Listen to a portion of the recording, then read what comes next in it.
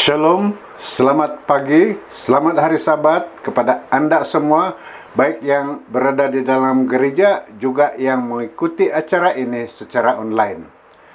Hampir setiap Sabat sejak pandemi COVID-19 ini mula menular, rata-rata setiap khotbah Sabat, setiap renungan Vespa, setiap acara tunda Sabat atau renungan untuk sembahyang pertengahan minggu, kita telah disajikan dengan topik yang berkaitan dengan pandemik ini.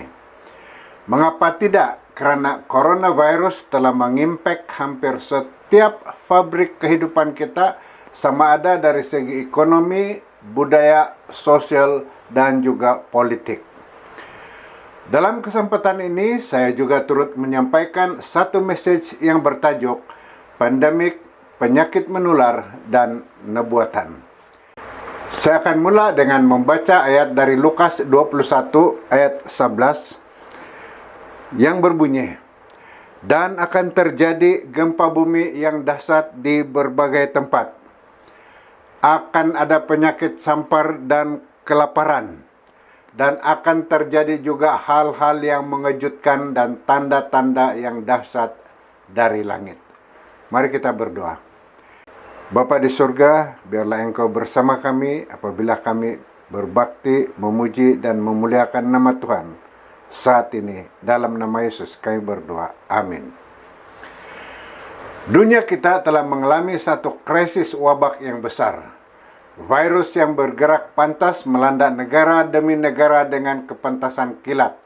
Coronavirus telah mengubah kehidupan seperti yang kita ketahui.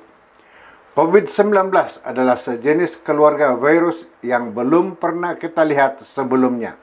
Pada masa ini, para penyelidik sedang menguji kabuli pakaian vaksin yang sudah ditemui, sementara pihak lain masih mengejar masa untuk mengembangkan vaksin yang telah diuji secara saintifik dan diluluskan untuk mencegah virus yang cepat merebak ini.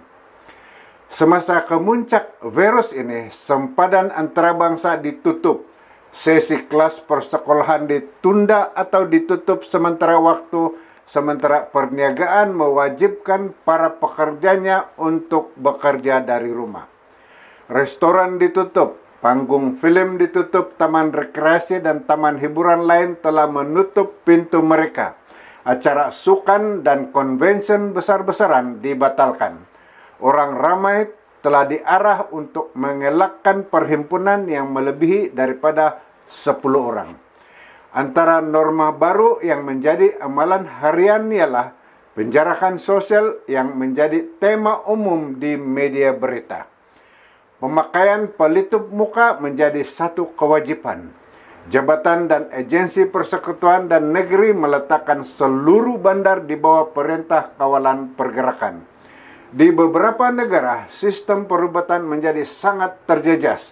Pasaran saham antarabangsa menjunam, kadar pengangguran melambung tinggi. Negara kita melaporkan hampir 100.000 orang telah kehilangan pekerjaan. Laporan coronavirus mendominasi berita selama berbulan-bulan. Saluran media antarabangsa dan tempatan memberikan liputan sepanjang masa. Muka depan surat kabar memaparkannya setiap hari. Kita diberikan taklimat dan maklumat terkini dari para pegawai tertinggi agensi kesehatan awam. Seluruh dunia nampaknya seperti dikuasai oleh virus kecil yang sangat mudah menular ini. Seringkali kita mempunyai lebih banyak persoalan daripada jawaban. Sebilangan besar persoalan itu berkisar pada tema agama. Jauh di dalam hati kita sedang mencari jawaban terhadap pertanyaan yang sukar dijawab ini. Di manakah Tuhan dalam semua hal ini? Adakah COVID-19 itu suatu penghakiman dari Tuhan? Atau ia hanya virus yang tidak terkawal secara rawat? Apakah yang Alkitab katakan tentang sampar atau wabak? Adakah ini berupa tanda bahwa dunia akan berakhir? Apa adakah harapan untuk kita di ufuk? harapan untuk kehidupan pribadi kita, keluarga kita, anak-anak kita, dan dunia kita. Biarkan saya meyakinkan Anda bahwa Tuhan bukanlah pencipta penyakit. Dia bukan pencetus penderitaan atau penyakit. Pada bab pertama Alkitab, pada akhir minggu penciptaan, Tuhan memandang ke seluruh dunia dan mengatakan bahwa semuanya itu adalah sungguh amat baik. Kita baca ini dalam Kejadian 1 ayat 31. Tuhan telah menciptakan dunia yang sempurna tanpa sedikit pun pencemaran penyakit. Tidak ada virus, kuman atau bakteria, tidak ada penderitaan atau kematian. Penyakit bukanlah sebahagian dari rancangan asalnya. Rencananya adalah agar bumi dihuni oleh manusia yang bahagia, sehat, dan suci. Dosa adalah penceroboh yang telah memasuki dunia kita melalui satu makhluk malaikat yang dipanggil Lucifer. Makhluk dengan cahaya yang mempesonakan ini, yang telah diciptakan sempurna oleh Tuhan, telah memberontak terhadap prinsip pemerintahan Tuhan di surga beberapa milenium yang lalu. Malaikat yang telah jatuh inilah yang bertanggung jawab atas semua penderitaan di dunia ini. Tuhan telah menciptakan setiap makhluknya dengan memiliki kebebasan untuk memilih. Jika kebebasan memilih dihapuskan, maka itu akan menghilangkan kemampuan untuk mengasihi.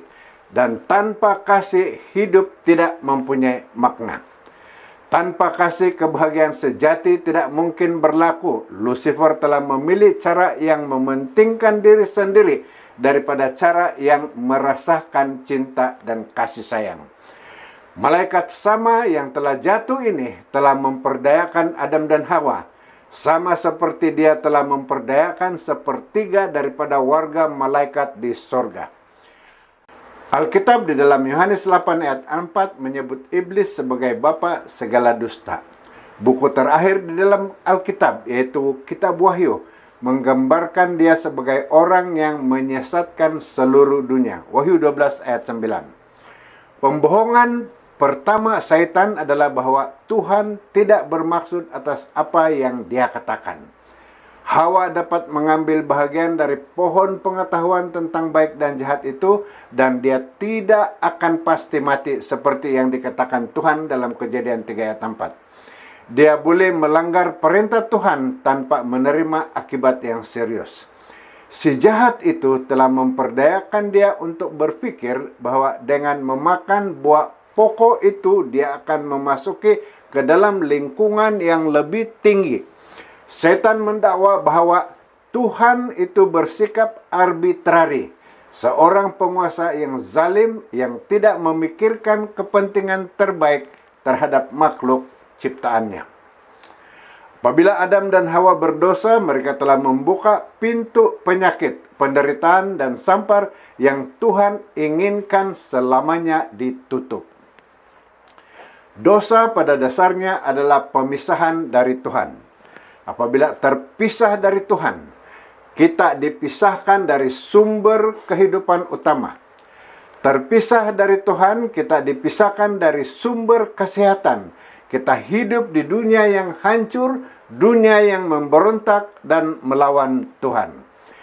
Alasan untuk Kristus datang ke dunia ini adalah untuk memenuhi tuntutan terhadap hukum yang telah dilanggar, untuk memulihkan kita kembali kepada image Tuhan dan untuk mengungkapkan sifat Tuhan melalui kehidupan kita. Alkitab mengatakan di dalam Lukas 19 ayat 10 bahwa anak manusia datang untuk mencari dan menyelamatkan yang hilang. Karena semua orang telah berbuat dosa dan telah kehilangan kemuliaan Tuhan, maka Kristus telah datang untuk menebus dunia yang telah hilang ini. Roma 6 ayat 3 ayat 23. Melalui kehidupan dan kematiannya, Yesus telah menyatakan betapa Bapa menjaga kita. Setiap keajaiban di dalam perjanjian baru yang dilakukan oleh Yesus berbicara kepada kita tentang Tuhan yang peduli ketika kita menderita. Setiap kali Dia membuka mata yang buta, menghentikan telinga yang pekak, menyembuhkan lengan yang kering, layu, dan membangkitkan orang yang sudah mati, Dia menunjukkan betapa Dia sungguh mengasihi kita. Oleh kematiannya di kayu salib, Dia telah menghancurkan dusta setan buat selama-lamanya dan mengungkapkan bahwa Dia lebih rela menanggung kesalahan, penghinaan, dan kutukan dosa ke atas dirinya daripada kehilangan salah seorang daripada kita. Tetapi Yesus juga telah datang untuk menjadi teladan, untuk mencontohkan kehidupan yang berkelimpahan. Yesus menunjukkan bahwa Tuhan bukanlah penyebab penyakit. Dia bukan penyebab penderitaan, Dia bukan penyebab wabak yang menular. Dia adalah Tuhan atas kehidupan yang berkelimpahan. Di dalam kontroversi besar antara baik dan jahat, malaikat pemberontak telah memberontak melawan Tuhan dan berjuang melawan Tuhan untuk menguasai planet ini. Penyakit, penderitaan, kesedihan, dan sampar adalah akibat daripada kontroversi ini. Setan menggunakan penyakit dan penderitaan untuk mencemarkan nama baik Tuhan. Dia menipu berjuta-juta manusia dalam memikirkan bahwa Tuhan tidak menghendakkan hal yang terbaik untuk kita. Di dalam dunia yang penuh dengan penderitaan ini, Tuhan telah menyatakan kasih dan kepeduliannya terhadap kita. Dia telah berfirman, Aku menyertai kamu sentiasa sampai akhir zaman. Matius 28 ayat 20. Yesus menggambarkan bencana alam termasuk wabak penyakit yang menghancurkan bumi ini dalam konteks tanda-tanda kedatangannya yang kedua kali. Biarkan saya untuk menambah di sini bahwa kita perlu mengelak dua perkara ekstrim. Satu ekstrim adalah fanatisme yang mengatakan coronavirus sudah ada di sini, jadi Yesus mesti datang minggu depan atau bulan depan atau tahun depan. Ada sesetengah orang yang gemar menggunakan pelbagai teori untuk menetapkan waktu yang bersifat sensasional dan mempesonakan yang tidak terdapat di dalam Alkitab. Ekstrim yang satu lagi ialah yang mengabaikan virus ini sebagai hanya satu fenomena semula jadi yang akan segera berlalu, yang sama sekali tidak ada kaitan dengan sebarang tanda hari-hari terakhir. Tetapi itu bukanlah apa yang Yesus maksudkan. Di dalam Matius 24, Yesus membahaskan tanda-tanda akhir zaman dengan berkata, sebab bangsa akan bangkit melawan bangsa, kerajaan melawan kerajaan, akan ada kelaparan dan gempa bumi di berbagai tempat. Akan tetapi semuanya itu barulah permulaan penderitaan menjelang zaman baru. Matius 24 ayat 7 hingga 8. Yesus menyenaraikan perang, desas-desus perang, kebangkitan bangsa melawan bangsa, kerajaan yang berperang melawan kerajaan sebagai sebahagian daripada skenario peristiwa yang berlaku pada akhir zaman.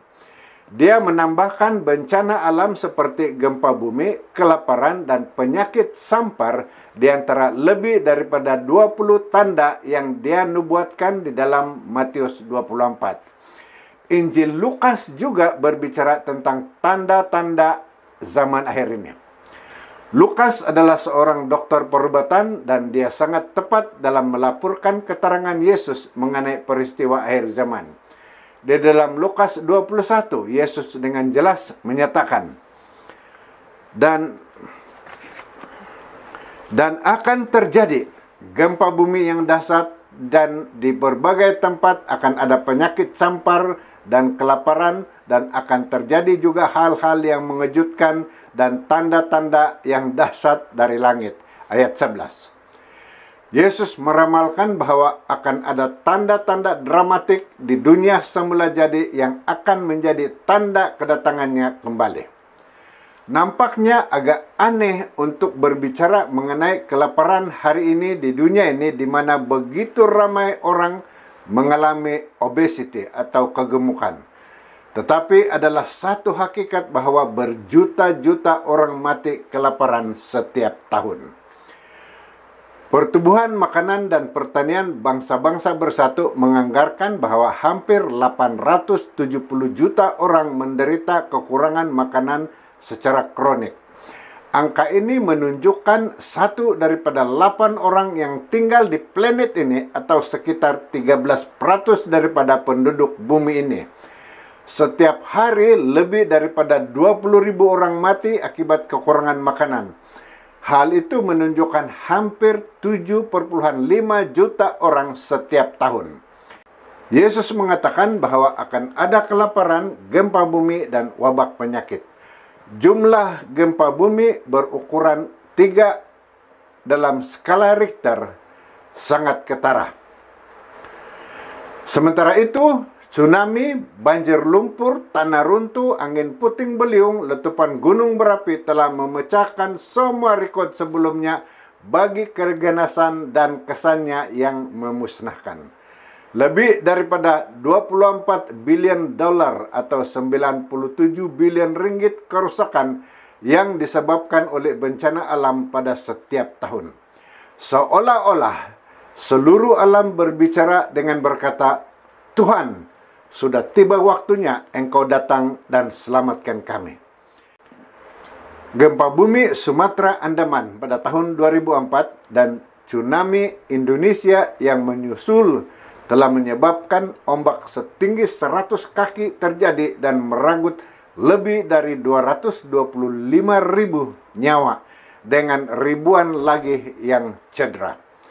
Di dalam gempa bumi yang melanda wilayah Sichuan di China pada 12 Mei 2008, hampir 70.000 orang mati dan 18.000 lagi disenaraikan sebagai hilang.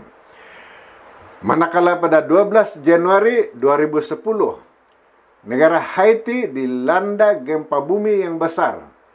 Menurut angka kerajaan Haiti, sekurang-kurangnya 220.000 orang mati dan lebih daripada 3 juta orang terjejas teruk. Pada 11 Mac 2011, gempa bumi berukuran 9 menyebabkan tsunami yang melanda Jepun dan mengorbankan hampir 20.000 orang. Gempa bumi telah sering berlaku sejak 50 tahun terakhir ini. Dalam hal sama, Yesus juga meramalkan tentang timbulnya penyakit sampar. Penyakit menular adalah wabak yang mengimpak seluruh negara. Ia juga boleh dikategorikan sebagai penyakit ganjil yang memusnahkan tanaman, bahan cemar yang mengimpak alam sekitar, atau bahan berbahaya yang mencamarkan udara dan air kita. Mengapakah kita menyemburkan tanaman kita dengan bahan kimia yang berbahaya yang disebut racun serangga? Karena jika tidak, wabak atau serangga perosak akan memusnahkan tanaman kita. Anda hampir tidak dapat menemukan sebarang hasil tanaman di pasar raya yang tidak dirawat dengan racun serangga. Industri pertanian di seluruh dunia menggunakan 5,6 bilion pound bahan cemar toksik setiap tahun. Racun serangga ini mengalir ke ladang kita dan menuju ke saluran air dan lautan. Keinginan yang sangat besar untuk menjana uang dengan mengusahakan tanaman dengan pantas dan cepat untuk mematangkannya dengan menggunakan baja tiruan demi membolehkan hasilnya dibawa ke pasaran dengan lebih cepat telah mengakibatkan kesan buruk berlaku terhadap alam sekitar dan kesehatan kita. Sekumpulan saintis telah berpakat dan mengeluarkan apa yang mereka sebut sebagai amaran kepada manusia. Mereka menulis, tidak lebih dari 1 atau beberapa dekad yang tertinggal dunia ini. Perhatikan, ini bukanlah seorang pengkhotbah yang sedang berdiri di mimbar. Ia terdiri daripada sekumpulan saintis.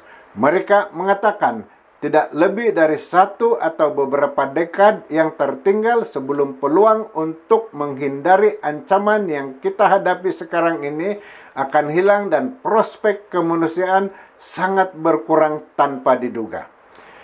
Mereka berbicara mengenai pemanasan global, yakni kesan rumah hijau atau climate change yang diheboh-hebohkan sekarang. Mereka berbicara mengenai kendaraan dan industri yang mengeluarkan bahan pencemar karbon toksik ke dalam atmosfera, kutub yang sedang cair dan menyebabkan paras lautan meningkat. Ini bukanlah satu seruan palsu. Bahaya yang kita hadapi adalah nyata. Kita sedang melihat satu lagi bentuk wabak penyakit baru yang muncul di seluruh dunia. Adakah Anda tertanya-tanya mengenai suatu bentuk wabak yang baru? Dari manakah ia datang sebelum sains dapat mencari penyelesaian atau vaksin untuk wabak yang terdahulu muncul? Satu lagi akan muncul. Coba pikirkan tentang wabak yang telah meragut berjuta-juta nyawa pada beberapa tahun kebelakangan ini. Kita telah berhadapan dengan penyakit mad cow, selsema burung, HIV, AIDS, penyakit Lyme, virus Marburg, virus West Nile, Ebola, virus corona termasuk SARS, dan sekarang ini COVID-19. Adakah ini bermakna bahwa virus COVID-19 yang telah menyerang dunia ini adalah tanda kedatangan Kristus? Ya, bukanlah satu-satunya tanda itu. Namun apabila Anda melihat gambaran yang lebih besar, maka wabak penyakit adalah salah satu daripada beberapa tanda yang Yesus ramalkan akan berlaku sebelum kedatangannya kembali. Peristiwa-peristiwa ini menunjukkan bahwa waktunya sudah dekat dan kita sedang berada di ambang kekekalan. Pentas sedang disiapkan bagi kemuncak peristiwa yang dinyatakan di dalam kitab nubuat Daniel dan Wahyu itu akan segera digenapi. Sehubungan dengan ramalan Kristus dalam firman nubuatannya, apakah yang dapat kita jangka akan terjadi pada masa akan datang? Bencana alam akan meningkat, kelaparan gempa bumi dan wabak penyakit akan meningkat. Sama seperti pada zaman Nuh, apabila dunia berdosa yang dipenuhi dengan ketiadaan moral dan keganasan telah memenuhi cawan kejahatannya dalam pemberontakan terhadap Tuhan, dan air bah telah menggeledah dunia ini, maka dunia kita sekarang ini juga sedang bersedia menghadapi penghakiman akhir Tuhan. Tuhan dengan penuh kasih sayang merayu kepada planet yang degil ini. Tidak ada yang lebih penting bagi Tuhan selain daripada menyelamatkan seberapa ramai orang yang mungkin. Apabila Tuhan menarik balik kuasa pelindungnya, maka bencana alam dan penyakit membawa kematian akan berleluasa. Tuhan tidak menyebabkan pelbagai bencana ini terjadi, tetapi Dia menggunakannya untuk menyadarkan kita mengenai kerapuhan hidup ini. Ia mendorong kita untuk berlutut dan mencari satu-satunya sumber keamanan yang terdapat di dalam Kristus dan di dalam janji firman-Nya. Alkitab adalah buku diisi dengan janji-janji Tuhan yang penuh berpengharapan. Apabila kita kehilangan harapan, awan keputusasaan yang gelap berlegar-legar di kepala kita. Masa depan kelihatan suram dan segala sesuatu mengenai hari esok nampaknya tidak ada kepastian. Namun ada harapan yang menuntun kita dari keadaan masa ini kepada keadaan yang lebih aman.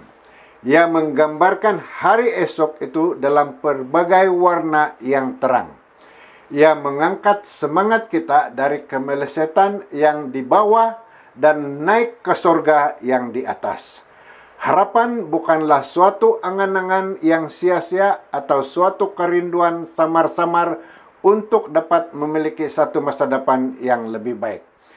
Ia bukanlah suatu kerinduan yang tidak berasas atau suatu harapan tanpa kepastian atau jaminan yang nyata. Di dalam kitab suci ini, harapan adalah suatu jangkaan yang kuat dan berkeyakinan berdasarkan janji-janji Tuhan yang tidak boleh berubah dengan kepastian bahwa perkara yang Anda harapkan itu akan tercapai. Rasul Paulus yang menulis di dalam kitab Roma menyatakan bahwa segala sesuatu yang ditulis dahulu telah ditulis untuk menjadi pelajaran bagi kita supaya kita teguh berpegang pada pengharapan oleh ketekunan dan penghiburan dari kitab suci. Roma 15 ayat 4. Rasul Paulus telah menghadapi cubaan paling sengit di dalam hidupnya. Dia telah dilempari dengan batu, dipukul, dihukum secara tidak adil, dan dipenjarakan. Tetapi dia menulis kepada umat percaya di Rom yang sedang melalui masa-masa kehidupan yang sukar. Dia berkata, "Semoga Tuhan sumber pengharapan memenuhi kamu dengan segala sukacita dan damai sejahtera dalam iman kamu, supaya oleh kekuatan Roh Kudus kamu berlimpah-limpah dalam pengharapan." Tuhan itu adalah Tuhan pengharapan. Ketika kita memahami kepeduliannya yang penuh kasih kepada kita dalam semua keadaan kehidupan, hati kita akan dipenuhi dengan sukacita dan damai sejahtera, dan kita akan berkelimpahan di dalam pengharapan. Janji-janji Tuhan mengungkapkan harapan untuk hari ini, esok, dan selamanya. Ia berbicara dengan kepastian di dalam dunia yang tidak berkepastian. Ia mendorong hati kita dan memberi kita kesadaran bahwa kita tidak bersendirian di dalam dunia ini. Ia berbicara mengenai harapan kepada minda kita yang runcing dan memberi damai sejahtera kepada semangat kita yang cemas.